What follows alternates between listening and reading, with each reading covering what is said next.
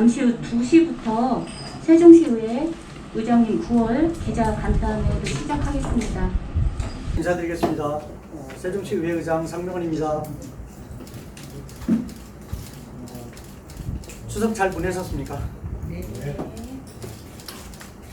추석 연휴가 나흘이어서 사실은 뭐 적지 않은 기간일 수 있습니다. 그런데 추석 연휴 끝나고 바로 이렇게 기자간담회를 갖도록 계획을 짰습니다.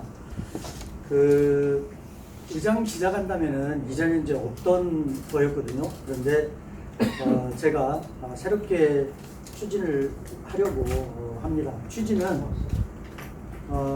의회가 이제 상임위도 있고 본회의도 있는데 정형화된 상임위나 본회의에서 다루지 않는 내용들도 사실은 적지 않게 있거든요. 그래서 이런 것들을 의회 의장 차원에서 또 의장의 입장에서 다뤄야 될 것들도 있고요. 그리고 또 복합적인 사안들도 있습니다. 또 그때에 맞는 현안들도 있고, 그래서 이런 것들을 좀 짚어서 언론인 여러분들하고 소통하고 시민들께 알리는 그런 것도 중요하다고 생각을 해서 의장의 기자간담회를 계획을 하게 됐습니다. 오늘이 이제 9월달 첫 번째인데요. 향후에 매월 한 번 정도, 그러니까 첫째 주 화요일 날 이렇게 진행을 하려고 일단 계획을 세워놓고 있습니다. 먼저 이렇게 취지와 향후 일정에 대해서는 간략히 말씀을 드리고요. 오늘은 한 3가지 정도 꼭지를, 먼저 하나는 우리 세종시 의회에서 의원들의 그 공약 이행 추진과 관련하는 것을 한 꼭지로 삼았고요. 두 번째는 시집행부 공무원들의 근무 여건 개선을 위해서 개선 방안에 대해서 말씀을 드리려고 합니다. 그리고 세 번째는 9월 21일 날 전국 시도 의장 협의회가 열리는데요. 여기에서 제가 세종시 의장으로서 다른 의장들과 함께 협의체에 참석을 해서 지방의회의 발전 방안에 대해서 몇 가지 제안 설명을 하려고 합니다. 이 3가지 내용을 주 내용으로 오늘 말씀을 드리고자 합니다. 아마 긴 연휴가 끼고 또 준비하는데 여의치 못한 부분도 있어서 사전에 자료를 충분하게 공유하지 못했던 부분이 있습니다. 이 점에 대해서는 제가 좀 아쉽게 생각을 하고요. 향후에 진행을 할 때는 자료가 사전에 공유하도록 이렇게 하겠습니다. 먼저 그러면 구체적으로요. 첫 번째, 제4대 세종시 의회 의원들의 공약사항에 대해서 말씀을 드리겠습니다.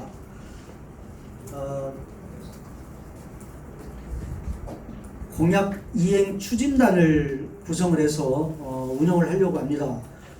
배경과 취지는 우리가 이제 세종시 의원들뿐만이 아니라 교육감, 시장도 선출직인데 그 시청이나 교육청의 교육감이나 시장의 공약 추진과는 조금 약간 다르게 우리 세종시 의원들은 그러니까 의원들 개별마다 자신들의 공약을 이행하기 위해서 진행을 하고 있는데요. 이게 사실은 공약 이행하는 게 적지 않은 난이도가 있습니다. 집행부 사업부서랑 이야기를 하다 보면은 잘 교감이라든지 공감하는데 적지 않은 애로사항이 있고, 그래서 저는 이런 것들을 세종시 의회 차원에서 의원들의 공약을 좀 묶어서 체계적이고 좀 종합적으로 추진을 하면 의원들이 내세운 그 공약의 이행률이 좀 더 높아질 수 있겠다는 생각을 했습니다. 이건 저도 이제 3대 의원을 했습니다만 개별 의원들이 하나의 공약을 지키고 이행하는데 정말 어렵더라고요. 그래서 이걸 의회 차원에서 이렇게 관리하게 됐다는 말씀을 좀 드리고요. 현재 어느 정도까지 진행을 해오고 있냐면 공약 이행 추진단을 구성을 했거든요. 제1부의장과 제2부의장, 그러니까 부의장 2분을 공동 단장으로 하고 행복위, 산건위, 그리고 교환위, 예결위 4개 전문위원실 전문위원을 추진 단원으로, 그리고 각 4개의 전문위원실에 또 또 직원 한 분씩 이렇게 배치를 해서 공약 이행 추진단을 구성을 했습니다. 지금 현재 각 의원들로부터 3개 이내의 공약들을 받고 있거든요. 이것을 각 전문위원실에 배분을 하고 전문위원실별로 분류를 해서 집중적인 관리와 관리를 좀 들어가려고 합니다. 물론 교육청과 시청의 상호 협력이 필요합니다. 이런 부분들은 집행부와 원활히 의논해가면서 의원들의 공약 이행률과 이행도를 높이고자 하는 고민의 흔적입니다. 이렇게 좀 말씀을 드리고요. 두 번째는 아까도 말씀드린 것처럼 시 집행부의 공무원들 근무 여건을 좀 개선하기 위해서 말씀을 드리려고 합니다. 지난 7월과 8월에도 두 차례에 걸쳐서 그 집행부 공무원들의 그 안타까운 사고가 있었습니다. 더 이상 방치하면 안 되겠다는 생각이 들고요. 그리고 현재의 상황을 그 원인이 어디에 있는지 맥을 좀 정확히 짚을 필요가 있다는 생각이 들어서 두 번째 꼭지를 잡았습니다.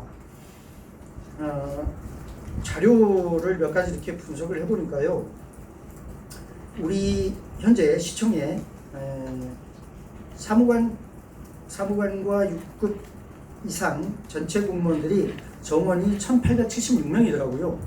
여기에 1759명이 현원이고 약 217명이 휴직자거든요.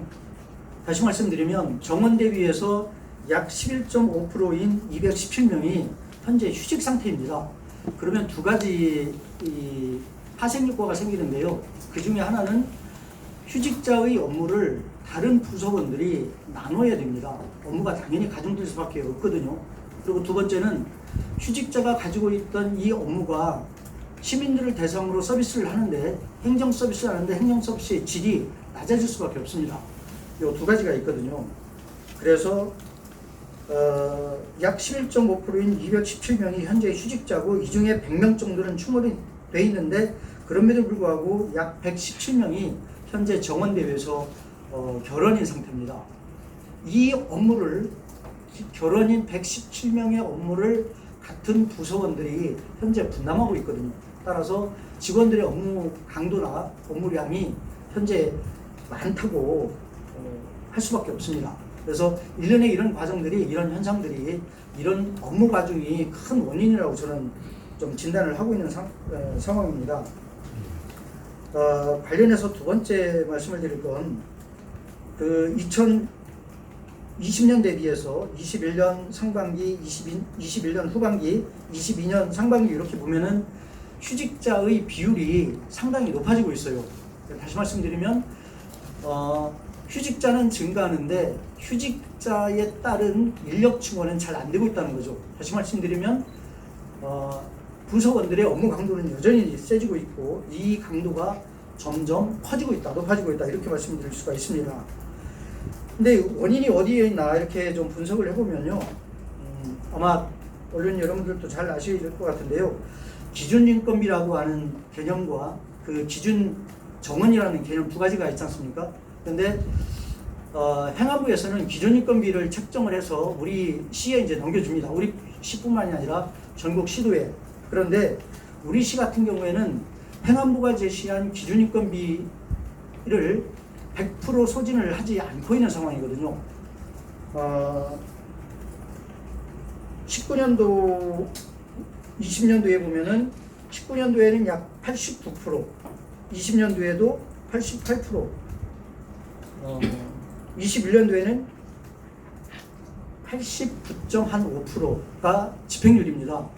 이 얘기는 무슨 얘기냐면 행안부가 제시한 기준인건비의 100% 가까이 소진을 해야 인력 충원이 좀 가능함에도 불구하고 우리 시는 인력 운용에 있어서 매우 소극적이고 보수적이라는 것이죠. 다시 말씀드리면 21년 기준만 하더라도 약 290억 정도가 남는데 290억이면 6급 이하 공무원들 평균에서 약 1년 연봉이 1억이 안 되거든요. 1억 잡는다고 하더라도 아무리 보수적으로 잡아도 100명 내지 150명 정도의 인력을 더 충원할 수 있는 상황이거든요. 근데 우리 시는 다른 시도에 비해서 기준인건비의 집행률이 상당히 높다. 따라서 현재의 업무 강도를 완화할 수 있는 어쩌면 기존 제도 내에서 유일한 방법은, 그리고 효과적인 방법은 기준인건비액을 100% 가까이 소진할 수 있도록 인력 운용을 짜는 것이 매우 중요하다, 이렇게 말씀드릴 수가 있습니다. 그래서 우리 시집행부가 관행적으로 기준인건비의 약 15% 정도를 항상 남기고 짰는데 그 원인이 어디인지는 잘 모르겠어요. 그래서 원인을 한번 파악이 필요할 것 같고, 저는 시의회 의장으로서 현재 집행부의 6급 이하 공무원들의 업무 강도를 좀 완화하기 위해서는 행안부가 제시한 기준인건비를 100% 가깝게 소진하고 집행률을 최소로 줄여야 된다, 이렇게 좀 강하게 좀 말씀을 드릴 수가 있습니다. 세 번째입니다. 아까도 말씀드린 것처럼 9월 21일, 22일 이틀간 전국 17개 광역의회 의장들이 대전에서 의장협의회를 합니다. 여기에서 이제 협의회장도 선출하고 임원진 구성을 할 건데, 저는 임원진 구성과는 별도로 협의회에 참석을 해서 몇 가지 제안을 좀 하려고 하는 내용들이 있습니다. 몇 가지 제안을 하려고 하는 이런 내용들의 취지는 지방의회 의원들의 역량 제고, 그리고 역량 제고와 지원을 좀 충분하게 받을 수 있는 것, 두 가지 목적으로 몇 가지를 좀 말씀을 드리려고 합니다. 가장 먼저는 지방의회의 위상이 그러니까 지방자치 단체에 비해서 상대적으로 약합니다. 우리는 지방자치가 단체 자치 위주로 되어 있기 때문에 지방의회와 비교를 할 때 보통 7대3 정도의 기울기를 가지고 있다라고 이야기를 합니다. 그러니까 지방의회가 집행부에 비해서 그만큼 업무를 하는데 상대적으로 약한 모습이거든요. 관련해서 저는 첫 번째로 지방의회법을 제정을 하자고 주장을 할 겁니다. 현재 지방의회를 규율하는 전체의 법률이 잘 아시겠지만 지방자치법인데요. 이 지방자치법 속에 지방의회와 관련된 내용이 굉장히 허약합니다. 이것을 차제에 지방자치법을 전면 개정을 해서 지방자치법과 지방의회법으로 양분해서 법 체계를 좀 명확히 하는 게 좀 필요할 것 같고요. 좀 부연 설명을 드리자면 300명의 국회의원들이 중복법인 국회법이 있거든요. 그런데 전국의 기초광역의원들이 약 3,860명 정도 되는데 지방의회법이 없습니다. 이것은 반드시 필요한 부분이고요. 최근에 이제 더불어민주당에서는 그 당 지도부 선출을 했었는데 당 지도부에서도 지방의회법 제정에 상당히 공감을 갖고 있고 다수당이기 때문에 아마 좀 실현 가능성이 매우 높다라고 저는 보고 있습니다. 그래서 지방의회법 제정을 저는 좀 제안을 할 거고요. 두 번째는 현재 의원들이 정책 보좌 인력이 매우 약합니다. 현재 지방자치법 개정으로 정책 보좌 인력이 금년도까지는 정원의 4분의 1, 그리고 내년 상반기까지, 내년도까지는 2분의 1이어서 내년쯤으로 가야 겨우 2대1 업무 지원이 가능하거든요. 그런데 2대1의 업무 인력으로는 정상적으로 의원들이 의정활동을 하는데 불가능에 가깝습니다. 우리 시만 해도요, 교육청의 1년 예산이 1조 한 3, 4천억 정도가 됩니다. 추경까지 다 합쳐서요. 시청 같은 경우에는 1조 한 5, 6천억이 되거든요. 1년 예산이 두 기관이 합쳐서 3조가 훨씬 넘습니다. 이 3조가 넘는 예산을 의원들이 업무를 하라는 겁니다. 이건 난센스에 가깝습니다. 예산 심사, 결산 심사, 그리고 사업의 적성성 평가, 이런 것들을 요 보좌 인력을 가지고 의원들이 의정 활동을 하라고 하는 것은 이건 현재는 불가능에 가깝기 때문에 현실을 반영한 인력 지원이 이 인력 충원이 필요하다는 말씀을 드리고요. 지방자치법을 개정해서라도 이 부분은 좀 필요하다. 따라서 전국시도 의장협의회에 이런 내용도 좀 주장을 하려고 합니다. 세 번째는요. 저도 이제 지방의원이긴 합니다만 지방의원과 지방의회 사무처 직원들이 연수할 수 있는 연수 시설이 없습니다. 우리 3주 전에 우리 의원들 서울 국회에 가서 연수를 받고 왔는데요. 이게 국회 의정연수원이라고 있거든요. 국회의 의정연수원에 가서 뭐 그렇게 정말 열악한 시설에 가서 열악한 프로그램으로 교육을 받고 왔어요. 연수를 받았는데 그나마도 이 국회에서 운영하는 연수가 그나마 가장 수준이 높거든요. 그럼에도 불구하고 현재 지방의원들 또는 지방의회 사무처 인력들이 업무 역량을 강화하기 위한 연수로서는 굉장히 약하다는 거죠. 허약하고. 따라서 지방의원과 지방의회 사무처 직원들을 교육하고 연수할 수 있는 좀 시설이 필요하다. 좀 이렇게 좀 이번에 좀 주장을 하려고 합니다. 참고로 공무원들 연수 시설은 상당히 잘 되어 있습니다. 중앙공무원들 연수하는 시설은 국가공무원 인재개발원이라고 해서 여기서 연수를 하고 있고요. 또 지방공무원 같은 경우에는 지방자치 인재개발원이라고 하는 곳에서 합니다. 마찬가지로 지방자치의 한 축인 지방의회와 지방의회 사무처 직원들에 대한 연수 시설이 또는 연수 프로그램이 약한 것은 이건 큰 공백이라고 생각을 하고 이거는 조속히 보완해야 된다고 그렇게 생각을 합니다. 네 번째인데요. 지금 우리시 같은 경우에는 집행부에 대한 감사기관으로 감사위원회가 있습니다. 물론 독립된 기구긴 합니다. 그런데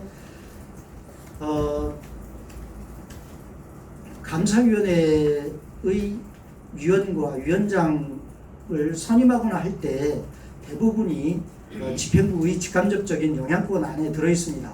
다시 말씀드리면 집행부를 견제 감시하는 주 기능을 수행하는 감사위원회가 제 기능을 과연 하는지 이게 본질적인 의문이 드러내는 게 아닐 수가 없습니다. 따라서 차제에 감사위원회를 지방의회에 소속해 하고 체계를 좀 명확히 할 필요가 있다고 생각을 합니다.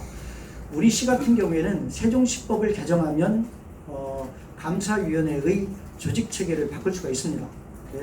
좀 이렇게 그래서 집행부에 대한 감사 기능을 좀 더 명확하고 정확하게 하기 위해서 이런 게 좀 필요하다 이렇게 좀 말씀을 드리고요. 끝으로 다섯 번째인데요. 저도 이제 제가 의장이 되어서 여러 가지 규정들이라든지 제도들을 찾다 보니까 놀라는 게 한두 가지가 아닙니다. 다시 말씀드리면 지방자치 양대 축이 이제 단체자치하고 이제 지방의회지 않습니까? 그런데 지방의회의 활동을 보장하는 여러 가지 법령들이 있는데 그 법령들이 굉장히 부정적이고 제약적이에요. 단체장에 비해서 이런 불합리한 조항들을 좀 찾아서 이것을 좀 개정하는 작업이 필요하다. 이걸 의장단 협의회에 가서 좀 건의할 생각입니다. 구체적으로 한 두 가지만 말씀을 드리면 우리 시 같은 경우에도 그런데요. 정책보좌관 제도가 있습니다. 우리 세종시장 같은 경우에는 관련 규칙을 개정하는 것만으로도 정책보좌관을 임명할 수가 있습니다. 그런데 의회는 그렇게 할 수가 없어요. 지방자치단체의 행정기구와 정원 기준 등에 관한 규정, 이게 대통령령인데요. 여기에 보면 지방의회는 할 수 없다라고 되어 있습니다. 단체자치와 지방의회를 바라보고 있는 이게 이제 시각인 거예요. 이게 관련 규정을 찾아보니까요. 한 30년 전에 이런 규정들이 벌써 생겨났더라고요. 그러니까 지방의회를 바라볼 때 굉장히 이제 부정적으로 이렇게 처음부터 세팅을 해놓은 거죠. 이런 것들을 지금 지방자치 30년이 넘었는데 여전히 이런 불합리한 제도들이 규정들이 아직도 있다는 것은 한편으로는 지방의회 구성원들도 각성을 해야 되고 그건 제도적인 차원에서 좀 균형을 맞출 필요가 있다 이렇게 좀 말씀을 드리겠습니다. 그렇게 해서 지방의회의 위상 강화와 지방의원들의 역량 강화를 위해서 제도 개선과 보완이 필요한데 이 5가지를 저는 꼽고 있고요. 이걸 회의에 가서 좀 건의 또는 제안을 할 생각입니다.